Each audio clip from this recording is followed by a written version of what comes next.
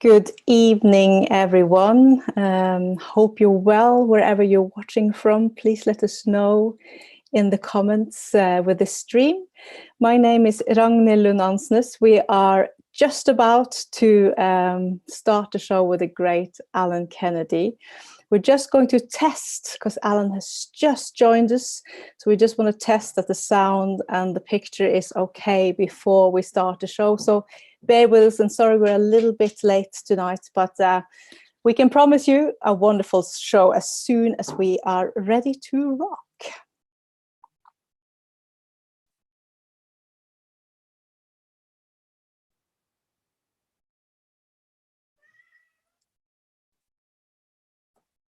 Hello, Alan. You're sideways. And we need some sound on you. So can you turn your phone around? And we have sound. There he is. Fabulous. You're such a technological maestro. How are you doing, Mr. Kennedy? I'm fine, thank you. Yes, you know I'm useless at doing things like that, and I have to get people to show me, unfortunately. So, but we're doing okay. We're finally hooked up. It's fantastic to see you.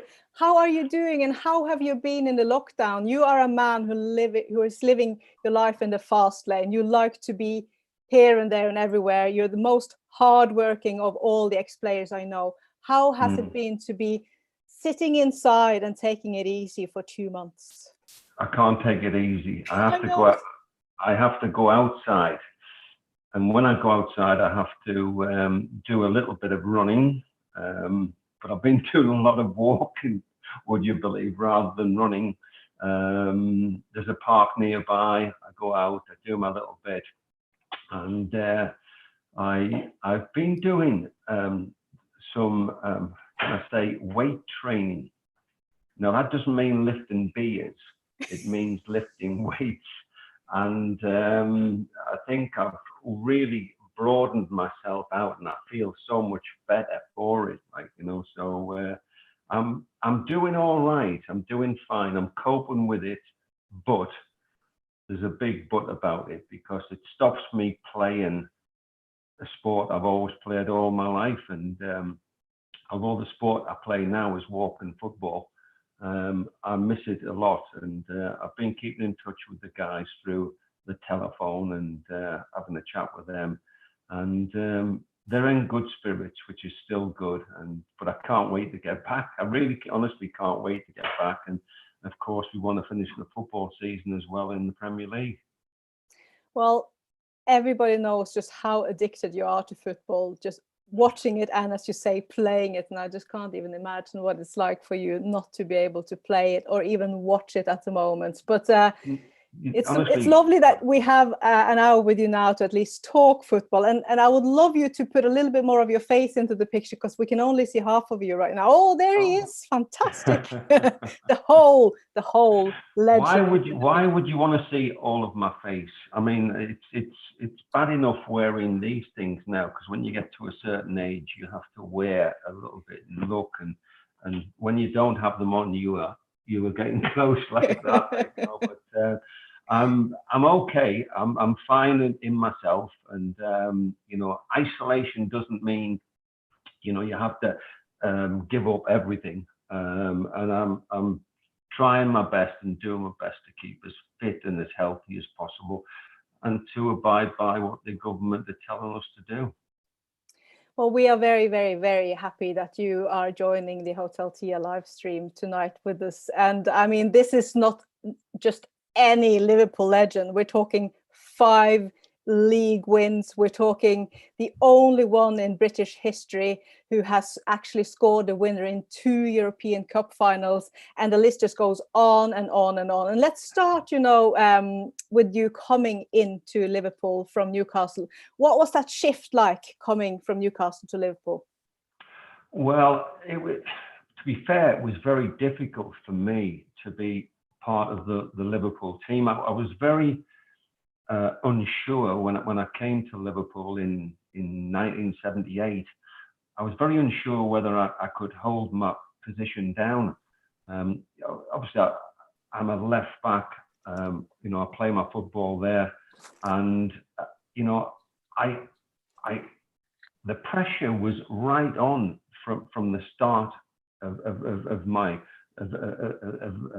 the games, and even in the five-a-sides, I was struggling to keep up with the Liverpool team, and when I got my debut, which was the first game of the season, I felt so uncomfortable in that game, is that I'd been given instructions, you know, to keep the ball simple, keep it nice and easy, play the Liverpool way, if there is a Liverpool way, which there is.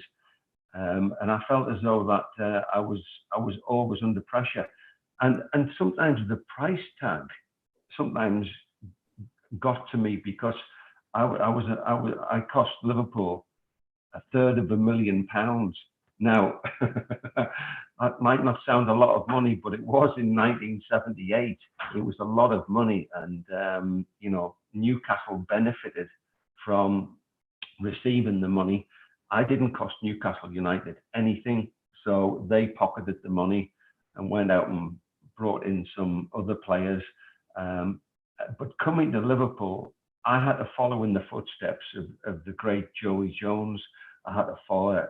I didn't have to follow him. I was alongside him for a year, which was Emlyn Hughes, and I was so in awe of these players.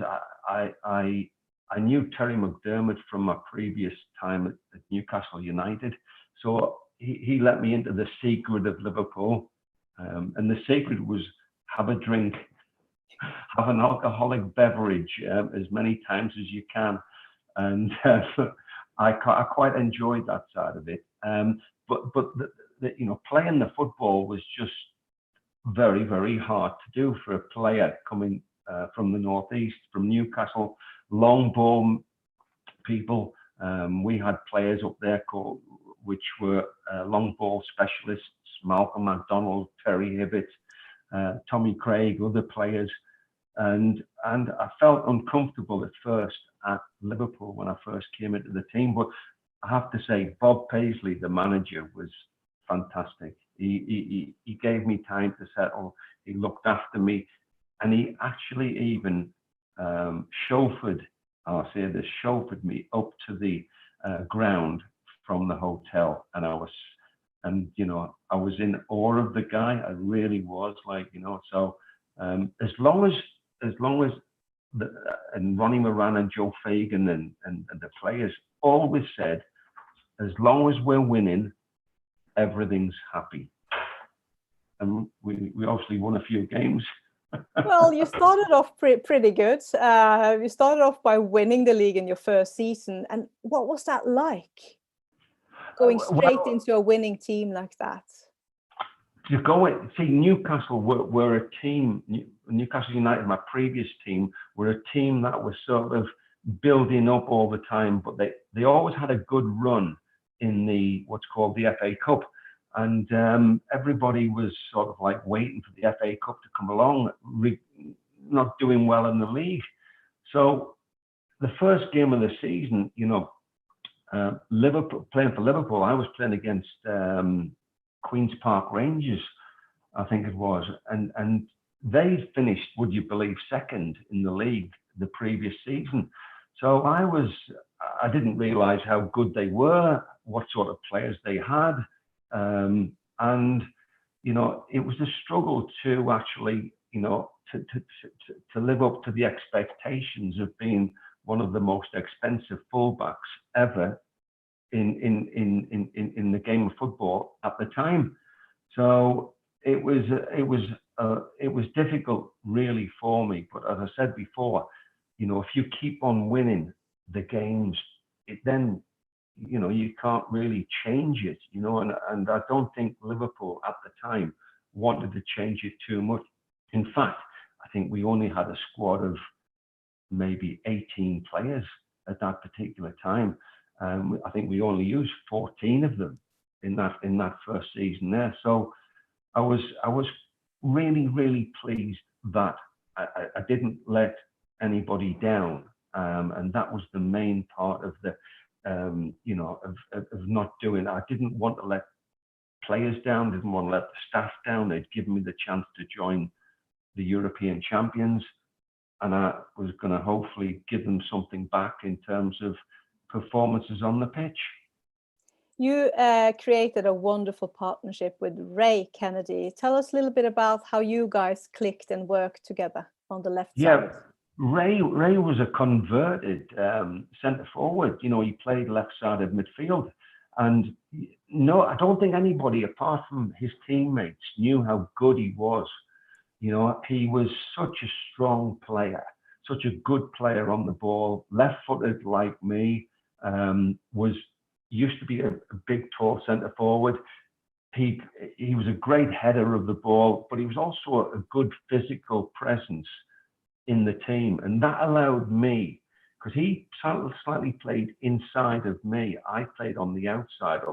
Bob Paisley wanted me to do that, and I ran down the outside, got the cross in or whatever, and but I linked well with Ray Kennedy. It took a while, I have to say, for him to learn and me to learn about him, but I think we hit it off as soon as we could, and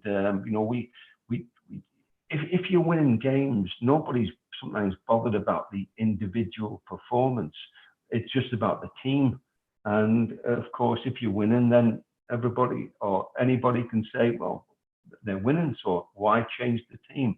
There wasn't many players that were like Ray Kennedy, because he was just a great on the ball. He was a great shielder of the ball. He was great in the air. Most of his goals were scored at the far post. He was just an exceptional player, and I'm glad I got on well with him even after the first game. You were such a tight together bunch of lads. Most of you were from England or Scotland at the time. Can you tell us a little bit about the banter and the humor, and how you had to sort of find your feet in the team as a newbie? Yeah, there was always banter. There was always, a little bit of taking the mickey, if we can say it. But it was good banter. It was not that we were shouting and screaming at each other, because of the results, because of what was going on the pitch. And Bob Paisley was good because, again, he had great backup. You know, the backup was obviously the Joe Fagans of the world, the Ronnie Morans and the Roy Evans and Tom Saunders and people like John Bennison, people like that. They were backing them up all the time. And Bob didn't make many mistakes either in the transfer market or his team selection. So if the team was winning and then why change it? And he did that for just about every game. And now no matter what the competition was, whether it was the League Cup, whether it was the FA Cup, or whether it was the European, I remember in that first season playing in those three competitions, and we drew, of all people, Nottingham Forest. Now, Nottingham Forest at that time, can I just tell you, were just about the equal of Liverpool. They were a really, really good, strong team. I had some really good players, and we drew them in I think the third round of the European Cup, and we had to play them on a home and away basis, and they beat us on the home and away basis, and we were disappointed.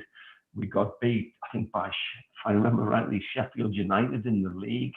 So we were disappointed in that one. So, it was the league that was carrying us through. Our league performances were just incredible. We were scoring goals. I remember even that first 4 or 5 games, and you're playing against some good teams, your Queen's Park Rangers, and then we came up against Tottenham Hotspur, and Tottenham Hotspur had 2 of the World Cup players in the team, Ricky Villa and Ozzy Ardiles, and we were beating them like 3-0 at half time, and we're all going, is this right? They've just won the World Cup, and we're beating them, and You know, Glenn Hoddle didn't have a kick, and other players, and finally we got it up to 6-0, and we're going, well, let's stop it now. It's embarrassing, like, you know. And then we finally scored, I think, one of the best goals ever seen at Anfield. And some of our supporters might remember, if they can go back that far, that Terry McDermott scored that goal against, against Spurs, the 7th goal. And Bob Paisley, in his afterthoughts, said that's one of the best goals he'd ever seen. And it was just brilliant. And I was part of it, and that's, you know, but I didn't realize I was being a big part of it, like everybody else was. I didn't realize how good it was.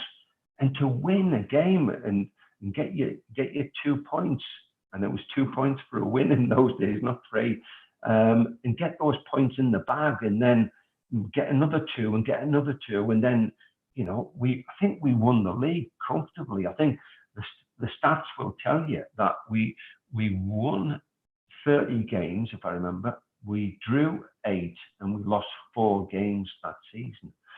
We scored an incredible amount of goals, and they weren't just goals from, let's say, the front 2, which were David Johnson and Kenny Dalglish.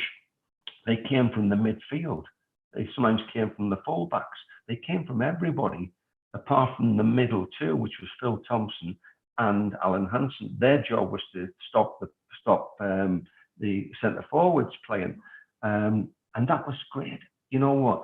It felt fantastic. So the more games that were coming thick and fast, I was quite happy. I was like saying to myself, "Oh, this is great! We're playing another game. It's going to be another win." We were that confident about going out there. We were going out and we were just playing our normal selves, and we were winning games by 2 and 3 and whatever. Obviously, you've got to have a good defense, but you've also got to have a good team spirit as well. And that's exactly what we had. You know, we had a good team spirit on the pitch, and we had a good team spirit off the pitch as well. I don't want to go in that direction, okay? Well, I might trick you down there at some point. I just have to share with you guys the beauty of home office. Look at this. I've never before in my life had a live stream with a cat on my lap. Look at that. This is Max. Oh my. the youngest member of the family. He has joined us in our team spirit, talking about team. I have a really sort of calm, teaming member on my lap right now. I have a question here from Shane Daniel Menir. Nice to hear from you, Shane. He says, "Good evening, Ragnhild and Alan. Shane from Cornwall here. Alan, I played a charity game with you in New Quay about 10 years ago." Yes, he did. I remember that game. Yes, yeah. And here comes the question, and it's a good one. What's the story about Bob Paisley saying they shot the wrong Kennedy? Is it a true story? Well, yes, it is. Yeah. Bob Paisley. But Bob, so this is my first game. It's my first game for Liverpool, and I was under pressure in the game, and I may have explained it, you know, and I thought to myself, we actually, I remember at half time going into the dressing room, and the problem was the pressure was a little bit too much for me as a player. And when I was given the ball short, I should be knocking it a bit further into the forwards. If I knock the ball into the forwards, I should be giving it to the player in front of me, which was Ray Kennedy at the time. And so I was getting everything wrong, and I could see Ronnie Moran and I could see Joe Fagan oh my goodness, like, what have we bought here, you know? And Bob Paisley, he watches the game from the director's box. So he was up in the director's box and he was with the chairman. And I think they're looking at each other going, "Bob, did you buy him?" And Bob's like going, "Well, you know," and he's not quite sure what to say, like, you know. So anyway, they come down at halftime and Bob comes into the dressing room and I'm round the corner because there's number one. Remember when it was 1 to 11 in those days? So I was number 3. So I was round the corner in the dressing room, and I'm just sitting there with like, oh, my head in my hands, and oh, you know, and Bob came over. He says, Alan, I think they shot the wrong Kennedy in '63. And I went, I didn't know what to say. And I was looking at him going, thank you. Thank you. Said, is that what you said? Thank you. I didn't know what he was saying. I couldn't, honestly, I couldn't lip read. I couldn't. And I just said, oh, thank you. Yeah, it's great. No, thank you. What do you mean shot the wrong Kennedy? You know, so I'm going like that. And then, you know, it gets out to the press and all that, like, you know, and I had to go and explain to the press what he meant by it. I don't even know what he meant by it, but I think he was basically saying that get your ideas right, get your thoughts clear when you're out there, and forget about everything else. It's about winning this game. And again, we won the game, and you know, I progressed from there. Let's put it that way. But yeah, he said that to me. Yeah. There's another question here from Mary Burnett. Hi, Mary. Nice that you're watching. She says, if you could play along any player, who would it be? Anytime. Oh my goodness me! I loved, you know, in the '60s when I was brought up in the northeast of England. You know, there wasn't much. You know, Newcastle and Sunderland had decent players, and I used to watch both sides. Can I just tell you, in Newcastle and Sunderland, but I did get a chance at some stage to watch the World Cup, and particularly England in 1966. And one of the players I really looked forward to seeing was Bobby Charlton, the former Manchester United player. And I used to think he's scoring goals like from 25, 30 yards, and I used to picture myself doing things like that. But the one thing that I didn't have, that he had 2 good feet. I had 1 good foot, let's put it that way. So I was always left-footed, but I was always in the admirance of people like Bobby Charlton at that particular time. But I loved the skill of a lot of players. A lot of, you know, there seemed to be a lot more skill in the olden days, how to beat a player, you know, every midfield player.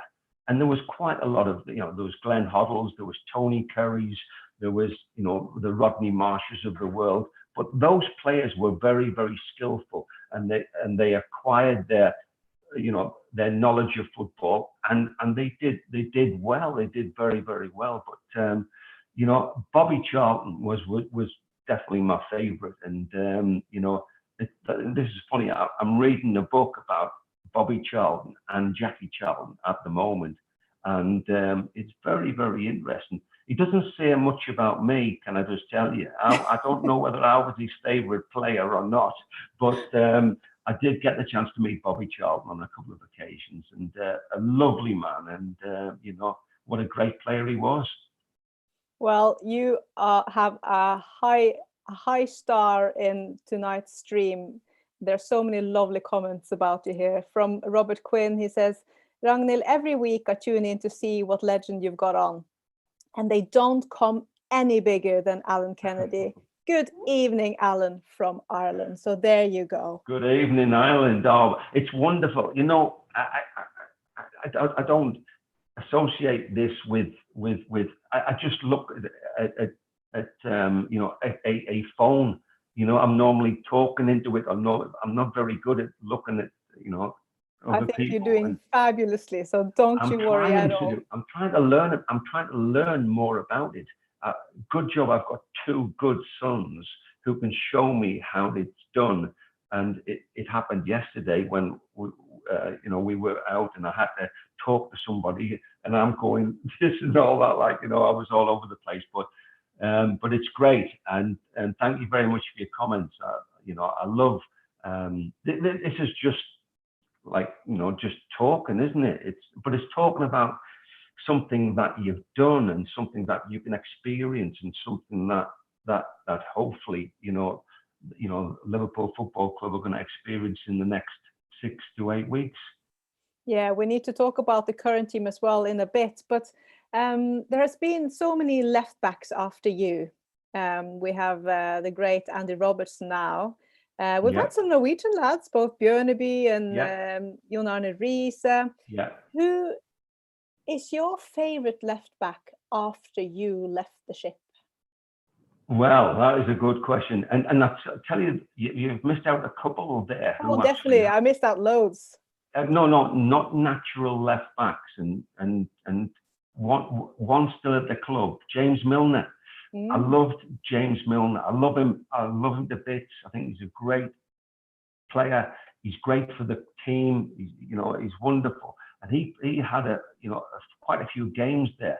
But before him, maybe 10 years ago, Jamie Carragher was there for a little while. They had the problems in the 90s, and Jamie could play in any position, but I think Sammy Hubia was there at the centre backs, and he felt as though he couldn't quite get into the team, and then he gets into the team at left back. So there's been quite a few, as you mentioned, Jon Arne Riise, wonderful, powerful player. I sometimes think Jon Arne Riise sometimes got mixed up whether he was playing left side of midfield or whether he was playing left back, and he wasn't quite sure whether he was in any particular game. But what a ferocious strike he had. He and he could get up and down, like no other player. And there's been, Stephen Warnock, to a local lad who did really well. There's been quite a few other players who've come in there. I'm not sure. I love Andy Robertson. I love the way he just plays the game. He's competitive. I'll give it that word. He's competitive. He wants to win every. They don't tackle that much in these days, but what he does, he sees the situation, and he gives no quarter, and that's what I like about him, because he's feisty. Let's put it that way, and it's great that he's taken to the role.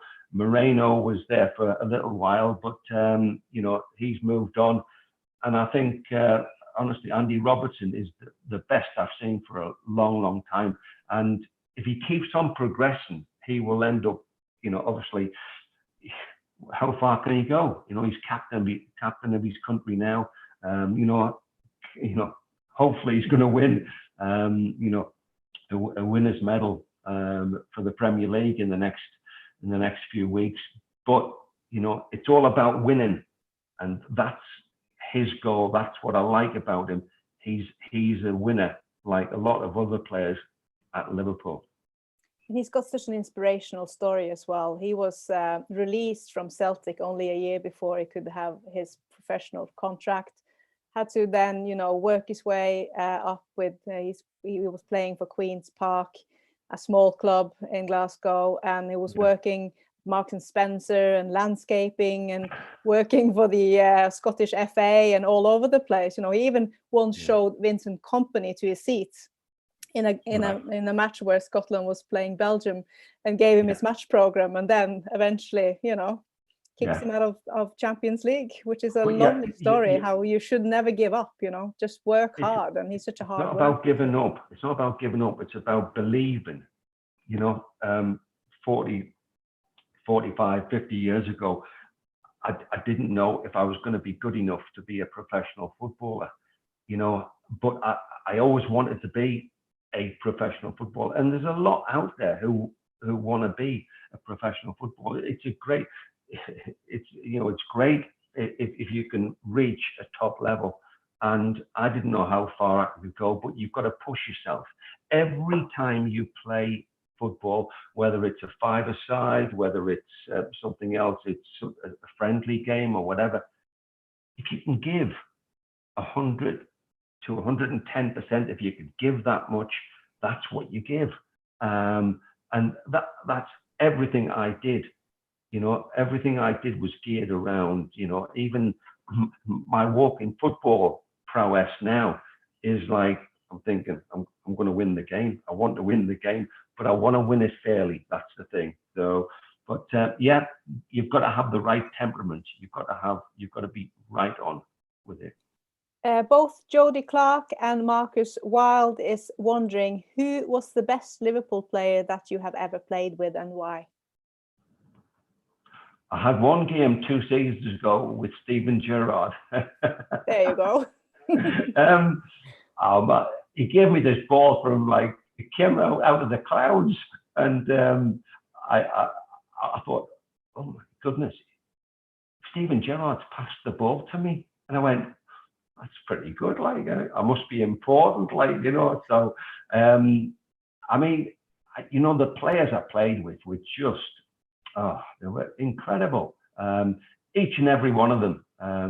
The 1978 team that I came into, and we used the 14 players. I just felt as though that this team can beat anybody. I know we were beaten in certain competitions by Forest and by other teams, but I felt as though that we were good enough to win. And I thought that was the best team. If you look at individuals, you're looking at who've achieved a lot, but who've changed the game as well. Steven Gerrard certainly changed the game in the 90s and 2000s. Has anybody else done it since? Well, you ask the question. Well, he may have done something and whatever. Dalglish was a great player to play with as well. He was so thinking of everybody else, and he was a good goal scorer. He was a natural player in that position. Graham Souness, again, dominant in that midfield, a bit like Steven Gerrard was, taking the bull by the horns. If there's any danger, he sorts the danger out. He stops it in its tracks, and then he moves on, plays his own game. But I always liked Alan Hansen at the back. There's a Scottish element here, isn't there? Because I've mentioned Andy Robertson as well. But there's Alan Hansen at the back was a great reader of the game, came forward with the ball, and then just did his job, defensive wise, good reader of the game, did his job and did it very, very well. A bit like Virgil van Dijk does at Liverpool at this moment in time. But I have to say, if you're going to go for a top player, I'm caught between Steven Gerrard and Kenny Dalglish. Both great players, both fantastic players. It's tough to choose. I totally understand. There is a question here from Singapore, from Dinesh Nandwani. I hope I pronounced your name right, Dinesh. Hi, Alan. Greetings from Singapore. Would you agree that your goal 35 meters away in the 1983 finals against Manchester United was the best goal you've ever scored for Liverpool? It definitely was my favorite, and an important one too. Yeah, it was definitely an important one, because they scored in the first few minutes of the game, and it wasn't my fault. Okay, I think it was Hansen's fault. I think it was Norman Whiteside scored the goal, and he struck it well, did well inside the near post, and we were always up against it. We were always trying things out, and it wasn't working out. Man United were quite resolute in their defence, and they were quite good at what they did. It had to take something. I wouldn't say something special. It was a good strike by me from, I think he said 20, 25 or 30 meters, but it might have been just that little bit closer. It might have been. I wasn't counting at the time, but I remember getting the ball about 10 minutes earlier, and I remember Graham Souness moving in the midfield, and I wanted to get forward, and one of their players, a guy called Steve Coppell, didn't pick me up in the game, and he let me go, and I had a shot, and it just went over the crossbar. And he should have learned his lesson by not giving me the chance again, because give me the chance again, I know I'm going to put it in. And I got the chance in whatever minute of the game, and it's going towards the end of the game, and they've got Gary Bailey in goal. And I remember saying the surface was a bit wet, and what happened was I kicked the ball, and I deliberately kicked it low and to come off the surface with a bit of speed. And Gary Bailey was surprised by it and only palmed the ball into the back of the net. If he palmed it out, guess who was there? Ian Rush. You know, it's got to be. And if he palmed it out, Rushy would have put it in. It would have been one apiece anyway. But he palmed it into the back of the net. And I said, yeah, oh, that'll do me, like, you know. And once we'd scored that goal, that's all we needed. We knew we were going to win the game because they ran out of steam. We knew we were better than them. We knew we could get the better. The longer the game go on, we'll talk about the 81 League Cup final with West Ham. You can talk about 82, you know, with Tottenham Hotspur. The longer the games, you can talk about 84 with the Champions League final, sorry, the European Cup final. The longer they go on, the more it favours us. That was Liverpool at that time. And we knew we got the better of Man United. We knew we were going to score the next goal. And of course, Ronnie Whelan steals all the glory from me by scoring that goal and chips the goalkeeper. And it's a fantastic goal, I have to say. But you know, yeah, I'm glad the gentleman reminded me of that goal, because it was a special one for me, and it made me feel I'm part of this team. I'm still part of the team, you know. And what you're saying now about the later into the game it goes, the more certain you are that Liverpool will score and win. It's the same now for this team as well. Yeah. It just struck me. It's such similarity in winning teams that you just don't give up. You just hang in there and you just go for it.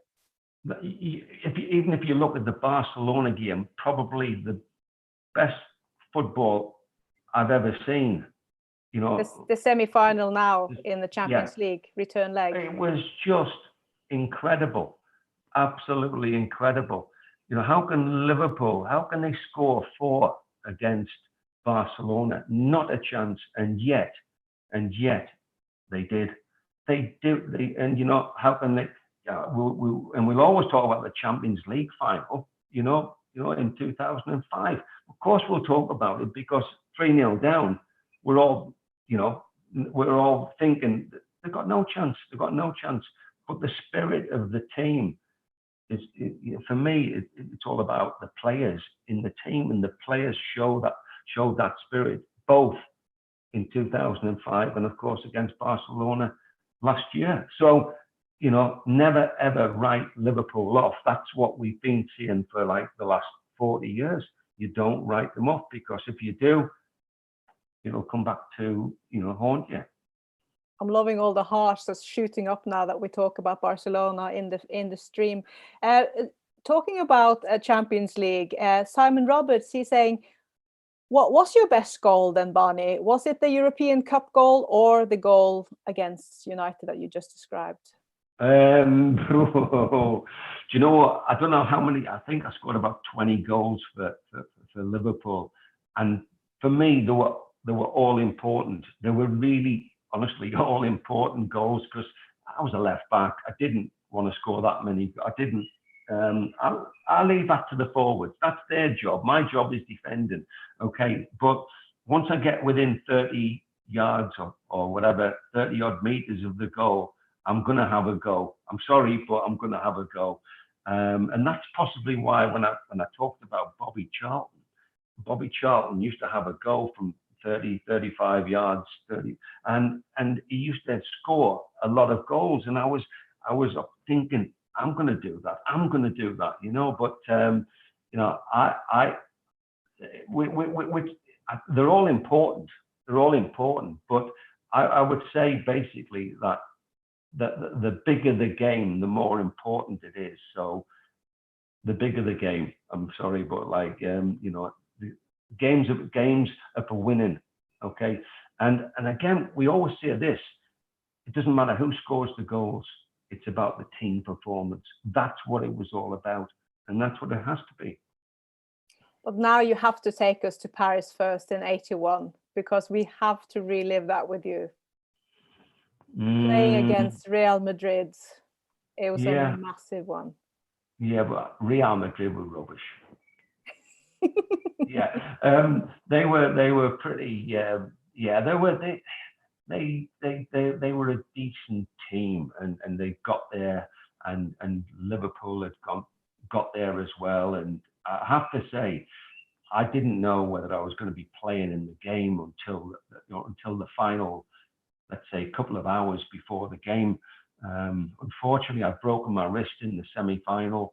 I thought I wasn't going to play, and the manager, Bob Paisley, just said, "Alan, you'll be playing number 3, and we're going to leave the rest."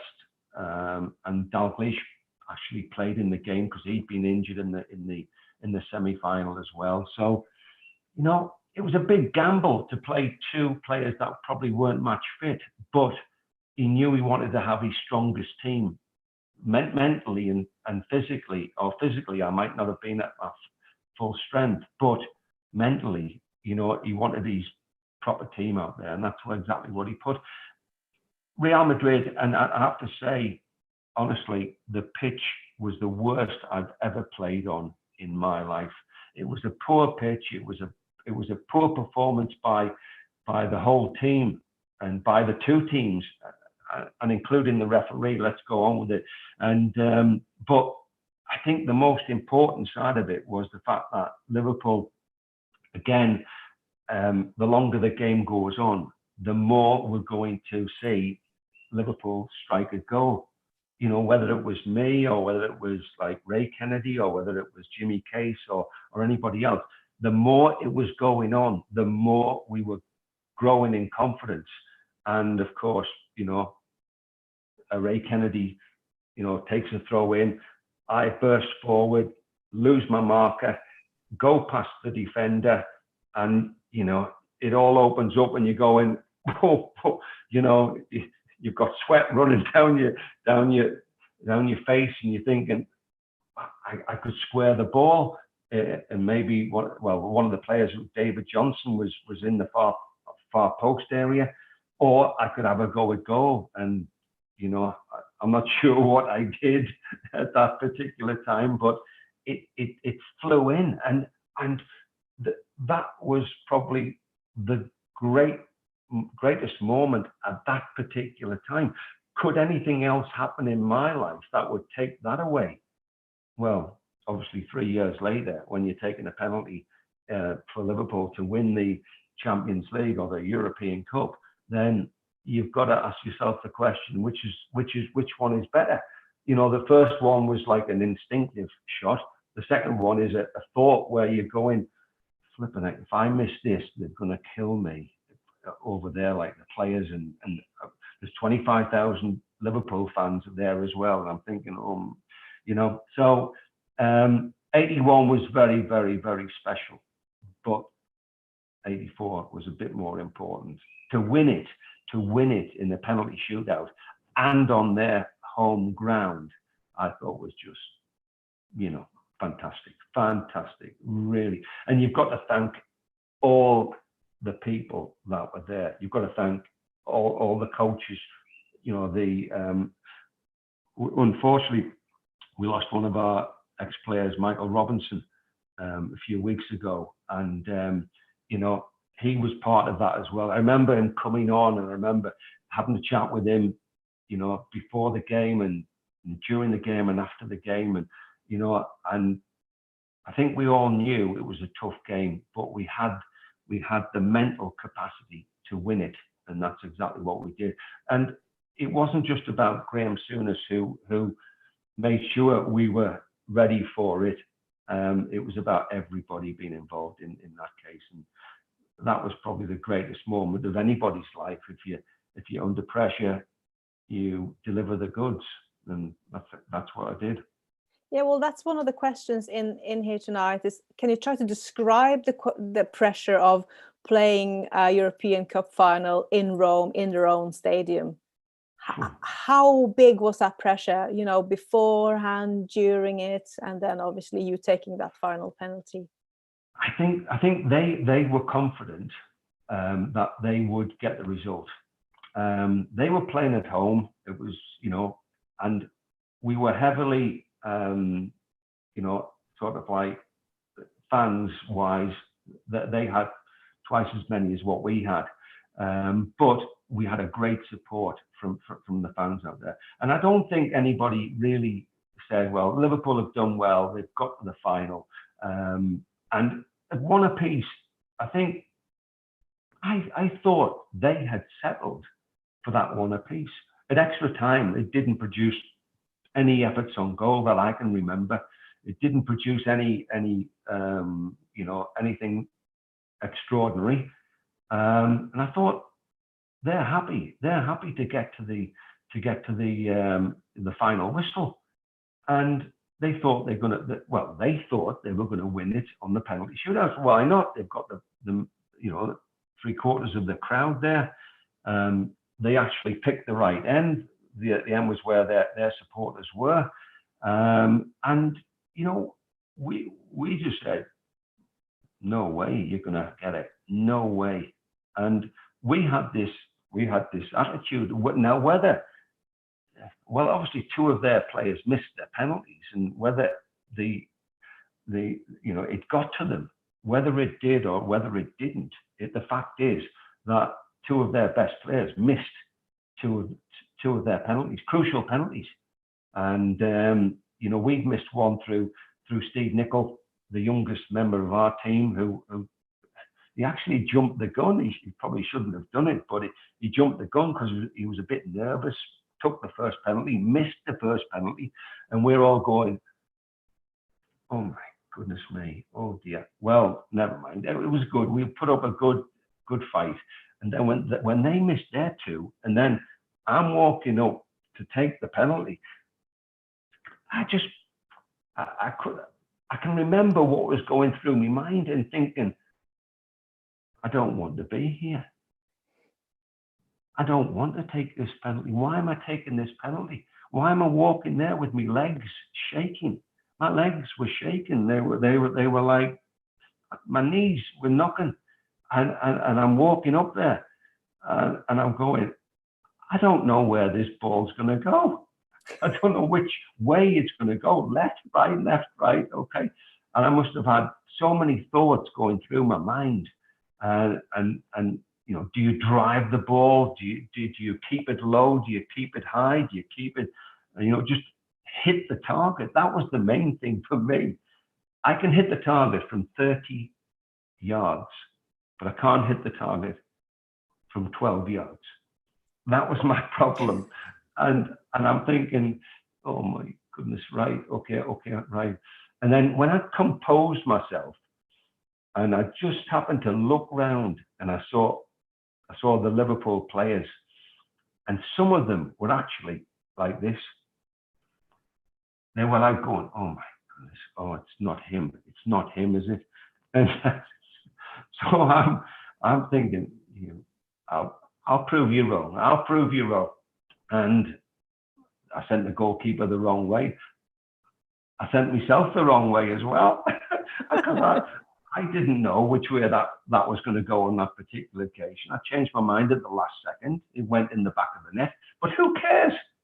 And you know, I ran away, and then I was like in with the players, and you know, we couldn't wait to get, you know, out of the stadium. We'd get our medals first of all. Like, you know, I think they'd already put their names and whatever on the medals, but they'd have to change them.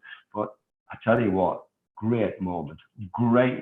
I will treasure that all my life. And it was just And I couldn't have done it at any other club. I did it at Liverpool, and you know, you have to ask the question: why did Joe Fagan pick me? I'm going to leave that question with all our guests. Okay, so why did Joe Fagan pick me? Well, there's a little question here as well. Barry Holland is saying, there is a rumor that Souness didn't want you to take the penalty in the shootout. Is that true? Souness, yeah, all his toughness and all that was looking at, he wanted the Scottish, people to take penalties, and Hansen was like nowhere to be seen. Dalglish, I think, had been substituted, so he couldn't do it. Steve Nicol was part of it, but he'd missed the first one. I think Souness, I think Graham was just, I think he was a lot happier when I scored. I don't think I had much backing from some of the players. I have to say that I don't think I was confident in my own ability. Even as a footballer, sometimes he gets knocked a little bit. But yeah, but Graham said afterwards, he says, you know what? He says, I was praying for you. I says, well, I think there was a few others praying as well, But can I just say, it was, we had a great night. We had a lovely, if we can call it a barbecue. Everybody, I think, who was at the game came to find us. They did find us, and we had one big party, and everybody celebrated in the right way. We came back to Merseyside the following day, and we took the cup around Merseyside, and it was a wonderful day. Well, that bus trip took a few hours, and I've heard rumors that some of you knocked on certain doors along Queen's Drive to release yourselves. Well, yes, we did. We had to. Yeah, I mean, okay, we did have a little bit of a drinking culture in those days, and I don't know whether anybody will have seen, certainly in England and maybe Ireland, you might have seen Harry's Heroes, and you might have seen some of the players that were drinking pints of beer. Okay, that counted for nothing for what we drank. I can tell you, we drank for England, drank alcohol for England, and it was just what we did in those days. We couldn't wait to have a beer afterwards with the opposition, with our friends, with our players. And, we're not saying it's done now or it should be done, but that's what we did in our days. And we kind of enjoyed it. We kind of made the most of it. And it didn't do us any harm, as you said before, when you talked about what we won as a team. We won everything, and you can't take that away from what we did. Well, before we go into pre-match preparation, there's a question here where they want to hear a little bit about your pre-match preparations now compared to in Klopp's time. But Shane is also saying spaghetti legs, Grobbelaar 84 or Dudek in 05. Which one was the best? Well, I think there was more. There was a lot of pressure on the both. Keepers are very important. Liverpool went out and spent 60 odd million on Alisson there, which is fantastic, great, the best around. Grobbelaar was brilliant. When he first came to the club, he struggled a little bit. He was found out on a couple of occasions, but by 84 he was top dog. And what he did then was, we didn't actually see that or notice what he was doing. And he was putting their players off, biting the back of the neck, spaghetti legs, yes, doing whatever. And he was brilliant at what he did. Whether he put the players off remains to be seen. I think Jerzy Dudek did put the players off. I think they looked at him and went, "Oh my goodness me," And Dudek was just fantastic.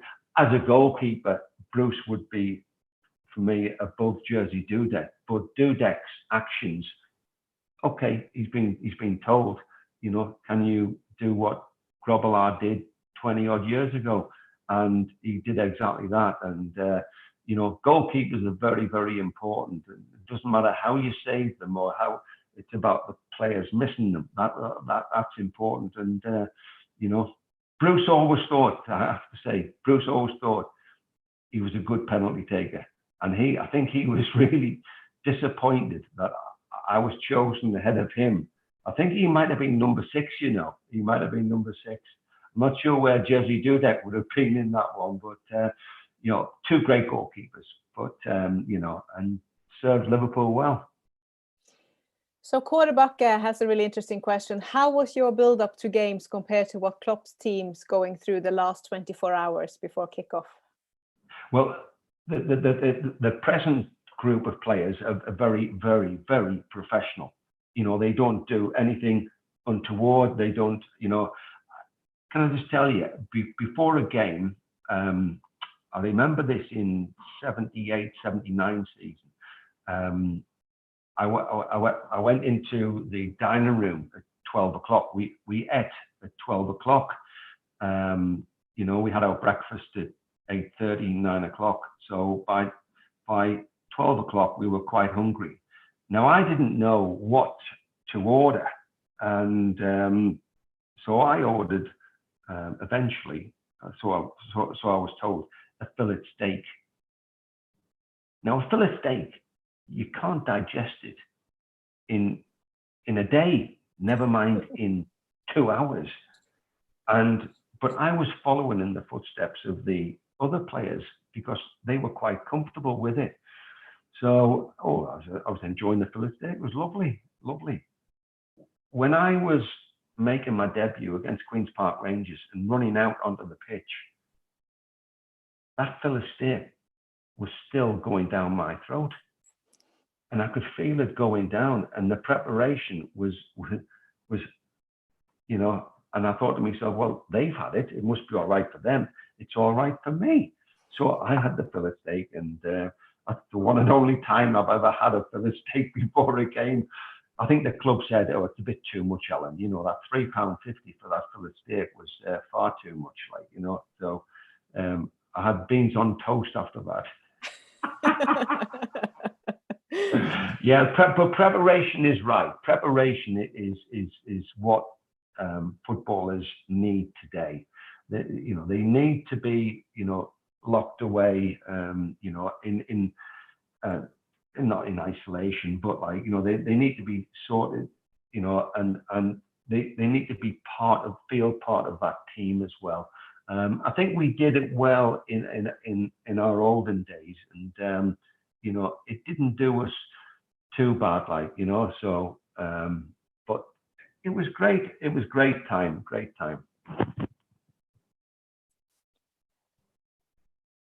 Just lost your picture. Oh, there you are again. I'm here. I'm back. I put my glasses on for that. Fantastic. Brilliant. So let's talk a little bit about managers as well, Alan. Simon Roberts is saying, how highly do you rate Jurgen Klopp versus Shankly, Paisley, Fagan, and Dalglish?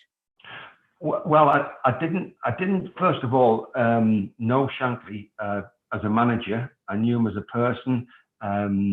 So I don't really want to comment on Shankly. Was fantastic when he built the club from 1959 and all the way up there. And I came across him in '74 when Newcastle United played Liverpool in the FA Cup final. Preparation again was right. I think Bob Paisley for me had the best. He just let the players get on with it. Let the players, do what they have to do. He let his players do the talking. Now you can buy the best players, but are they the best players for this team? And I think Bob Paisley looked at his players. He bought Dalglish to replace Keegan, myself to replace Emlyn Hughes or Joey Jones. Souness to replace Tommy Smith, people like that. There were great, managers, I have to say, and Klopp is, I don't know whether to put him at number one or number two, because he's what he's done with this team has just been incredible. I think the football they played is probably some of the best I've ever seen, and some of the games I've seen. You talk about the Barcelona game, you talk about the Man City game last season, and you talk about they've been fantastic games, and I love the way they play the football. So Jurgen would be right up there for me. Whether it be number one, whether Bob Paisley, because of his record, we need to win the Premier League, and we're obviously, only 8 or 9 games away from it. So I think we're doing pretty well at the moment, and I think this can keep us going for the next sort of like 3 or 4 years, without a doubt. Well, Geir Olav Krogsvik, he's saying, which part of Mr. Klopp's managing is nearest to Mr. Paisley? What is closest? Identifying what the players good at. When Mo Salah, I think, came to the club, and we didn't know how we wanted to play. I'm always of an old-fashioned where it might be 4-4-2 rather than what they maybe have 4-3-3. But they cope with it, and they know how to do things. The players know what to do and how to do it. Mane has been terrific. Firmino has been the one that I think we can't do without, because he's at the center of everything. He doesn't maybe finish off, the final ball into the box or the touch of goal, but he's always in there. And I just love the way players interact with each other. Yes, and there's never a crossword. Like in my day, obviously, there's lots of crosswords, because we had a feeling for for the fans, and I'm not saying the players don't today, because they do, but when you're out there, you've got to express yourself, and I think that's what the players do, and they're allowed to do certain things, but they must be made sure that they don't make any mistakes. But great system. I love Klopp's system, and everybody else for me has adopted a similar type of system. Who is your favorite player on the current team? Who do you enjoy the most to watch? I would like to see Andy Robertson. Virgil van Dijk is a player I really admire. I think you have to have a player of his immense quality in the team, and he does it. Okay, Alan Hansen didn't do it by the width of his body or legs or whatever, but Van Dijk does that. How can you out jump somebody who's 6'4" and is a complete athlete? You can't do that. Virgil is brilliant, but I like the way Klopp has teased everybody about maybe making him the captain, and but Jordan Henderson has upped his game as well, and he's now playing in a more advanced position, and I think it's funny how the competition has helped both players develop into better players. So Virgil van Dijk is a must for me, and they bought him for 75-80 million pounds. Well, it's certainly money well worth spending. And Alisson Becker, you can't get away from the fact that he's had a massive impact on the team as well. On his team as well. On his team, not just as a goalkeeper. On his team, he talks a lot. He tells players a lot. He tells them what to do, where to go. I've never seen him. It's going to happen. There's going to be sometimes a bit of chaos in the defense at some stage, but there always seems to be under control, and that's what I like about him, because again, we've seen other goalkeepers come in and not quite be the same, but he he gives confidence to the guys in front of him. Alexander Trent-Arnold's been unbelievable. You know, I don't use these words, you know, easily, because, like, you know, but they have, the back four have been very, very, very impressive. And I say the back five, including the goalkeeper as well, because, you know, he's part of that defensive system, you know. And I just think, you know, they've all worked their socks off to be where they are today. And during lockdown, I know that Jurgen Klopp has learned how to cook scrambled eggs and tie a knot on his ties. What have you learned during lockdown? Well, I think I've put a bit of weight on, so I've got to be a bit careful there. And that's through eating the wrong type of stuff, not through the drink, I can tell you that now. What have I learned through lockdown? Patience. You know, we've got to get through this all together. We've got to finish the season in the right way. We've got to do everything right, and we've got to, you know, we've got to give Liverpool credit for what they've done, and you know, what they perceive over the next 6 months, the next 4 or 5 years.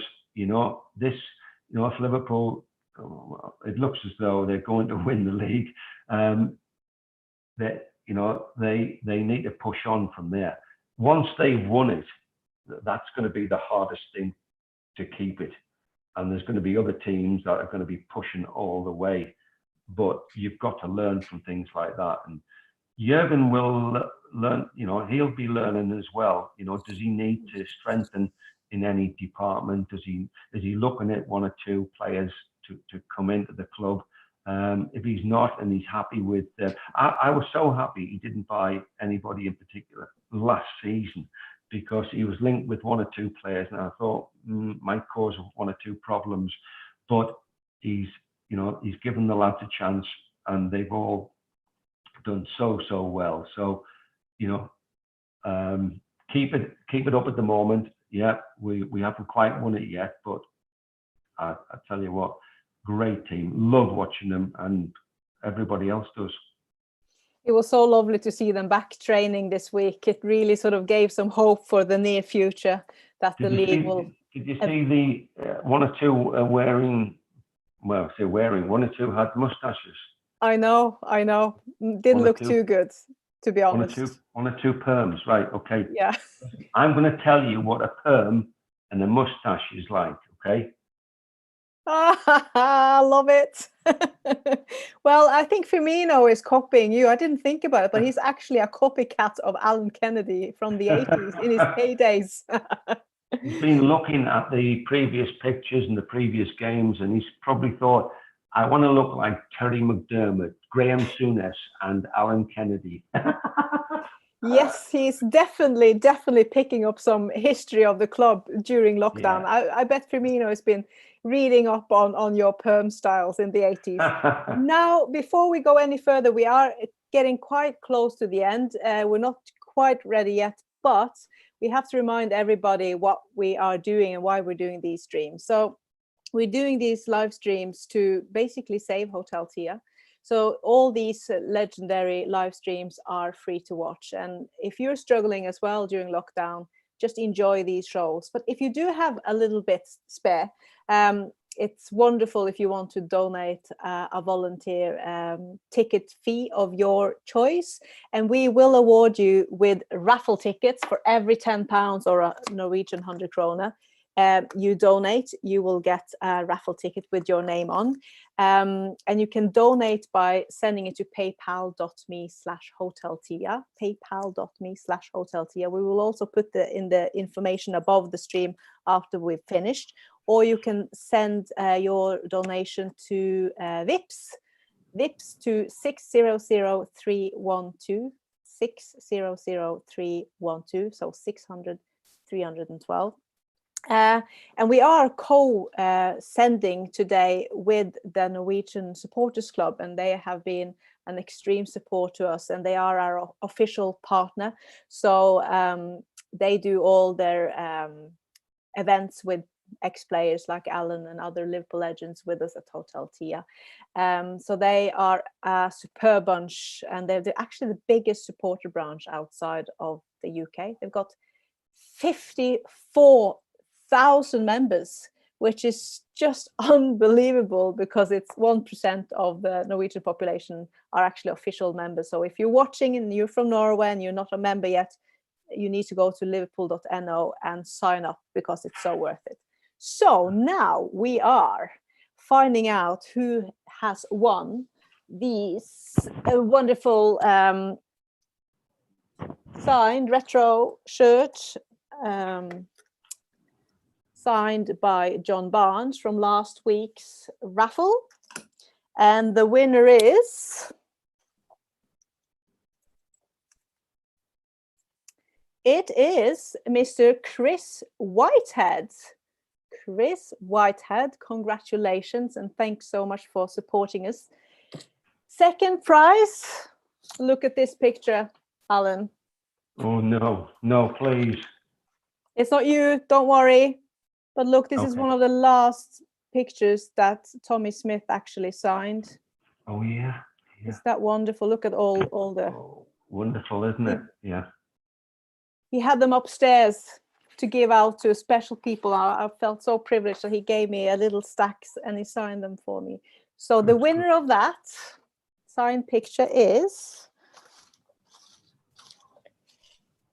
let me see. Oh, Reidun Heggem. Now, this is a fun fact. She's actually the sister of Vegard Heggem, former Liverpool player. How cool is that? That's great. Congratulations, Reidun. And then finally, we have my Liverpool captain's book that I will be signing. And the winner is...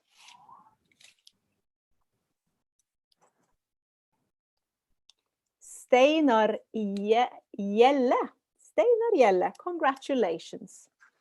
And for this week, you don't even know this, Alan, but I was thinking, how about our main prize this next week is a dinner for two with Alan Kennedy. Yeah. Are you in? Are you in? I'm in. I'm definitely in. Yeah. Fabulous. So if you donate... you can win. I'm not paying. No. I am paying. Well, Hotel Tia is paying, obviously. So you can win a dinner for two with Alan Kennedy, and hopefully that will be in our new bistro, because we're planning to open a beautiful bistro with some gorgeous food in Hotel Tia when we are finally able to get up and running again. And I also forgot to tell you that we're not only supporting Hotel Tia through lockdown, we're also supporting Fans Supporting Foodbanks in Liverpool, to help feed the families who are struggling the most right now. It's a very important cause. So second prize, if you're not winning a dinner with Alan, with someone, and you can obviously choose when you're in Liverpool to do the dinner. So second prize will be this great picture of Phil Thompson. What a player he was as well. He was a great player, no doubt about it. Great captain as well. Loved him. So that's second prize. And third prize is a choice of Hotel Tia merchandise. I love this one. Look at this. That's my favorite at the moment. But lovely. This one's great too. We had joy, we had fun, we had seasons. Yeah. And then we've got tons of different ones. Tage Hørstad is in charge of these merchandise, together with his designer Simon, and they make wonders together. They are doing such a cool job making fabulous merch for us. So third prize will be a choice of merchandise, your choice. So please donate, and that will make a big impact and give us lots of support that we need to get through this, because we just don't know when we are allowed to be open again, and we don't know when football will be allowed with audience again, and we're obviously heavily dependent on football being played with audience, because that's our bread and butter at Hotel Tia. Alan, I have one final question for you. It's been wonderful to have you here, and I think you did great with your technological. Oh right, okay. Is it a debut? Is it like a live stream debut? This? It is. Yeah, I don't think I've ever done anything like this. And if you don't get a move on, I think I'm going to run out of power on my phone. Well, this is my final question, and it is from Wenche Åland, who is a massive support for Hotel Tia, and she is asking you, what is your most magical Liverpool moment? And it doesn't have to be while you were playing, just in general. What is your most magical experience with Liverpool Football Club? I would have to say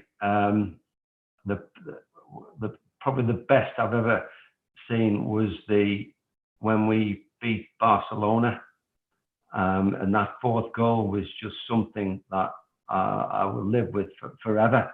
It was just wonderful. Didn't expect Alexander Trent-Arnold to do what he did.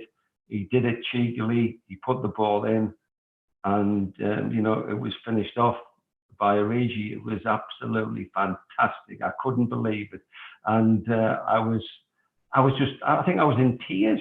It was just so emotional. It really was. I know I've played in cup finals and all that, and they were emotional, but that was just, I think, just better. To beat Barcelona, nobody thought that, and to do that, what we did was incredible by the players. Alan Kennedy, thank you so much for spending your Saturday night with us to bring the Reds together in a very difficult time and have a little bit of a laugh while we're all quite isolated. And I hope you do get to play your football quite soon, because I know that you are pretty desperate to get out there behind a ball somewhere close to you soon. I am. I want to get out there and play my football. I want to go out there and enjoy it with people, and so we can talk and get back to, let's say, normality. But I just want to thank everybody for coming along and streaming. I've learned that word, streaming this. Okay, it's been wonderful to have a chat to all of you. So stay safe, and I will hopefully see you at the Hotel Tia very soon. I certainly hope so too. So with that, I just want to say thank you to everyone who sent in great questions and who's been watching with us tonight. And we will be back soon with another live stream. And we hope you will be joining us then too. Until then, please take care, be safe, and look after yourselves, and hang in there. Football is coming closer and closer and closer to us. Take care. Bye-bye.